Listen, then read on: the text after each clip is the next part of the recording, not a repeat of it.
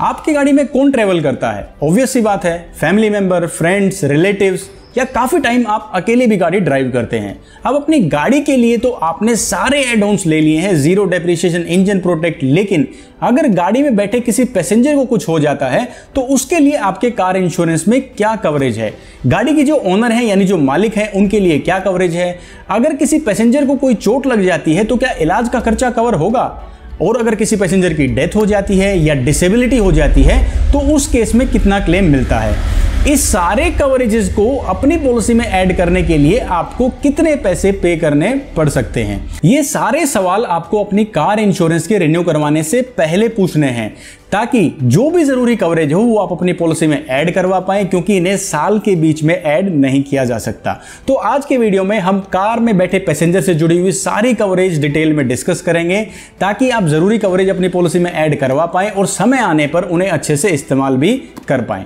आइए वीडियो को शुरू करते हैं। दोस्तों पहले बात करते हैं ओनर के पर्सनल एक्सीडेंटल कवर की, यानी जो गाड़ी मालिक हैं, आरसी के अंदर गाड़ी मालिक हैं, उनका ये पर्सनल एक्सीडेंटल कवर होता है जो कि 1 साल के लिए वैलिड है। इसकी जो क्लेम की लिमिट है वो 15 लाख रुपए की है। और इसमें कौन कौन से क्लेम्स मिल सकते हैं? इसमें कोई भी अगर इंजरी हो जाती है गाड़ी मालिक को तो उसकी ट्रीटमेंट का क्लेम मिलेगा। उसके साथ साथ अगर कोई मृत्यु हो जाती है उनकी, या उनकी कोई डिसेबिलिटी हो जाती है यानी शरीर या कोई अंग चला जाता है, तो उसका भी क्लेम इसमें मिलता है। अब वो कितना मिलेगा? अगर मान लो उनकी कोई मेडिकल इंजरी है और उसका इलाज किया जाता है तो मेडिकल बिल्स के आधार पे उसका क्लेम दिया जाता है।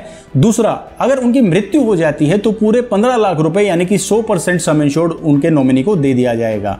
परमानेंट डिसेबिलिटी, शरीर के कोई भी 2 महत्वपूर्ण अंग अगर चले जाते हैं और वो काम करने में असमर्थ हो जाते हैं, जैसे कि 2 हाथ 2 पैर या 1 हाथ 1 पैर, तो उन्हें पूरा 100% यानी कि 15 लाख रुपए का क्लेम मिलता है। और अगर पार्शियल डिसेबिलिटी होती है यानी शरीर का कोई भी एक महत्वपूर्ण अंग चला जाता है, 1 आंख 1 हाथ या 1 पैर, तो उन्हें 7.5 लाख रुपए क्लेम के तौर पर मिलते हैं, यानी कि पूरे 15 लाख का 50% क्लेम के तौर पे मिल जाएगा। अब इन सारे ही क्लेम्स के लिए एलिजिबिलिटी के लिए 2 कंडीशंस हैं। सबसे पहली कंडीशन ये है, जो गाड़ी मालिक हैं उनका एक वैलिड ड्राइविंग लाइसेंस होना चाहिए। अगर उनका ड्राइविंग लाइसेंस नहीं है तो वो इस क्लेम के लिए एलिजिबल नहीं है। और दूसरी कंडीशन है, जिस भी गाड़ी की इंश्योरेंस पॉलिसी के अंदर उन्होंने ये पर्सनल एक्सीडेंटल कवरेज ले रखा है वो उसी गाड़ी में ट्रेवल कर रहे हो या फिर पैसेंजर हो जिस दौरान ये हादसा होता है, उन्हें चोट लगती है, मृत्यु हो जाती है, वो उसी गाड़ी में या तो एज ए पैसेंजर या फिर एज ए ड्राइवर ट्रेवल कर रहे हो, तभी वो इस क्लेम के लिए एलिजिबल हैं। अब मान लो मैं ये गाड़ी जो है XYZ इसका मालिक हूं और मैंने इसकी इंश्योरेंस पॉलिसी में PA कवर फॉर ओनर ले रखा है, या तो मैं इसे ड्राइव कर रहा हूं या इसके अंदर पैसेंजर हूं, तभी मैं इस क्लेम के लिए एलिजिबल होऊंगा। अगर मैं इसमें नहीं बैठा हूं और मुझे बाहर कोई इंजरी हो जाती है तो मुझे इस पॉलिसी के तहत क्लेम नहीं मिलेगा। या फिर अगर मैं इस गाड़ी के अंदर भी ट्रेवल कर रहा हूं लेकिन मेरे पास ड्राइविंग लाइसेंस नहीं है तो भी मुझे ये क्लेम नहीं मिलेगा, चाहे वो इंजरी का हो, डेथ का हो या डिसेबिलिटी का हो। अब ये तो कवरेज की बात हुई। अब मैं बताता हूं इसके रेट के बारे में, यानी प्राइस के बारे में, कितने पैसे आपको साल में पे करने होंगे इस 15 लाख की कवरेज के लिए। दोस्तों इसका अंदाजन प्राइस है 350 से 400 रुपए।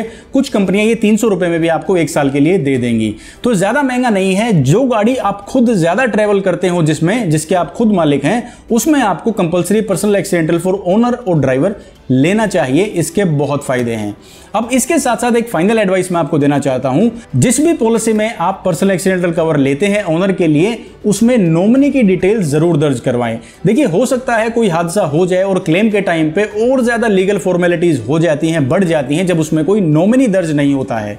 अगर किसी पॉलिसी में नॉमिनी दर्ज है और क्लेम आ जाता है तो डायरेक्टली सारा पैसा उनको मिल जाता है, कोई भी लीगली कागजी कार्रवाई उसमें बाद में नहीं रह जाती है, जिससे उनको और ज्यादा परेशानी होती है। तो नॉमिनी दर्ज करवाना ना भूलें। अब दूसरा पार्ट आता है दोस्तों ड्राइवर कवर का, या legal liability for paid driver भी इसे कहते हैं।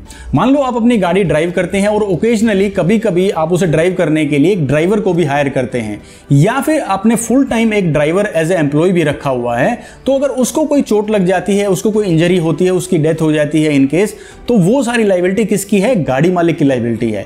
अगर आप ये सारी जिम्मेवारी, ये लायबिलिटी, ये देनदारी इंश्योरेंस कंपनी को ट्रांसफर करना चाहते हैं तो आपको अपनी कार इंश्योरेंस पॉलिसी में ड्राइवर कवर जरूर ऐड करवाना चाहिए। ड्राइवर कवर ऐड करवाने के बाद उनको कोई भी इंजरी होती है डेथ होती है या फिर डिसेबिलिटी हो जाती है, वो कंपनसेशन आर्थिक मदद जो भी देनी होगी वो बीमा कंपनी को पे करनी होगी। अब ये आर्थिक मदद होगी कितनी, ये डिसाइड किया जाता है उस ड्राइवर की एज और उसकी सैलरी के हिसाब से। यानी उसकी सैलरी अभी कितनी थी और आने वाले कितने सालों तक वो कमाने वाला था, और इस एक्सीडेंट या इंजरी या डेथ की वजह से उसे कितने पैसे का उसके परिवार को नुकसान हुआ है, कितनी इनकम आने वाले सालों में वो कर सकता था, उसके हिसाब से कोर्ट डिसाइड करता है कि कितनी आर्थिक मदद बीमा कंपनी को उनको देनी चाहिए।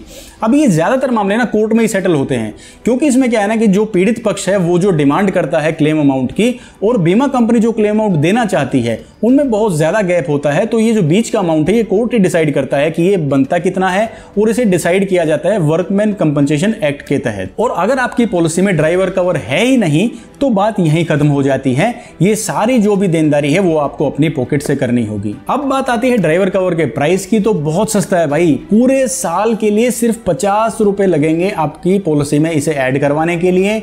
लेकिन अब तक पता ही नहीं था तो ऐड करवाते ही नहीं थे, तो इस कवर को अपनी पॉलिसी में जरूर ऐड करवाएं। तीसरा कवर है दोस्तों अननेम्ड पैसेंजर कवर। जैसा कि आपको नाम से ही पता चल रहा है कि गाड़ी में बैठे पैसेंजर्स की बात हो रही है। इनसे जुड़ी हुई कोई भी इंजरी है, डेथ है, डिसेबिलिटी है, वो इस कवर के अंडर कवर की जाती है, लेकिन जब आपने इसे अपनी कार इंश्योरेंस पॉलिसी में लिया हो तभी। कैसे कवर करेंगे, कितने पैसेंजर्स को कवर करेंगे, जो भी आपकी गाड़ी की सीटिंग कैपेसिटी है। मान लो आपकी गाड़ी है 5 सीटर तो 5 पैसेंजर्स का कवर मिलेगा, आपकी गाड़ी 7 सीटर है तो 7 पैसेंजर्स का कवर मिलेगा। क्लेम के भी 2 ऑप्शंस हैं, 1 लाख रुपए पर पैसेंजर और 2 लाख रुपए पर पैसेंजर।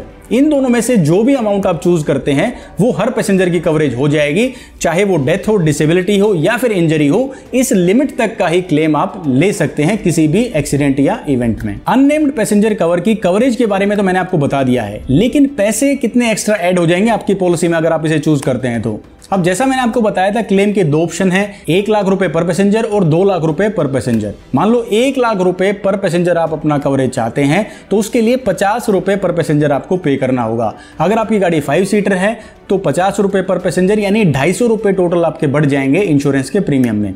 और अगर आपने ऑप्शन चूज किया 2 लाख रुपए पर पैसेंजर का तो 100 रुपए पर हेड आपको एक्स्ट्रा पे करने होंगे। अगर आपकी गाड़ी 5 सीटर है तो 100 गुना 5 500 रुपए आपको एक्स्ट्रा पे करने होंगे अगर आप 2 लाख रुपए का कवरेज अपने अननेम्ड पैसेंजर के तहत लेना चाहते हैं तो। अगर आपकी गाड़ी में ज्यादातर टाइम पैसेंजर्स ट्रेवल करते हैं यानी आप अकेला ड्राइव नहीं करते हैं तो आपको ये कवर यानी कि अननेम्ड पैसेंजर कवर अपनी पॉलिसी में जरूर ले लेना चाहिए। अब एक और सवाल आता है जरूरी, क्या ये जो तीनों कवरेज हैं यानी कि unnamed passenger cover, driver cover और ओनर एक्सीडेंटल कवर, इनके लिए कुछ एक्स्ट्रा डॉक्यूमेंटेशन है, कागजी कार्रवाई है इनको ऐड करवाने के लिए? ऐसा बिल्कुल नहीं है। सिर्फ आपको अपने इंश्योरेंस एजेंट को ये बताना है कि आपको इन तीनों में से कौन कौन सा कवरेज अपनी पॉलिसी में ऐड करवाना है।